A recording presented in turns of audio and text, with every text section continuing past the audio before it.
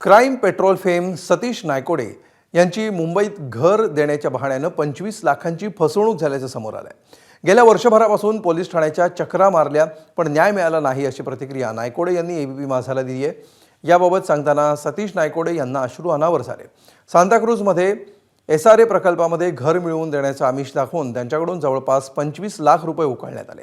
अधिकाऱ्यांच्या सह्या, शिक्के, स्टॅम्प पेपरवर लेखी स्वरूपात या सर्व बाबी झाल्यामुळे सतीश नायकोडे यांचा विश्वास बसला। मात्र हे सगळं खोटं असल्याचं समोर आलंय। मला न्यायाची प्रतीक्षा आहे। मला एक स्वतःचं हक्काचं घर हवं आहे, जे माझ्या मेहनतीचं घर हवंय। या स्वप्नाने मी आणि माझ्या बायकोने ध्यास घेऊन कष्ट करून हप्ते भरतोय आम्ही। ते आम्हाला घर मिळावं हीच एक अपेक्षा आहे माननीय न्यायालयाकडनं आणि जे लोकप्रतिनिधी आहेत त्यांच्याकडनं, की कुठेतरी आम्ही जे टीव्ही इंडस्ट्रीत, फिल्म इंडस्ट्रीत काम करणारे सेलिब्रिटीज आहोत, कुठे कसे अडकलेलो आहोत, तर आमची व्यथा, कळकळीची विनंती जाणून घ्या आणि आम्हाला मदत करा।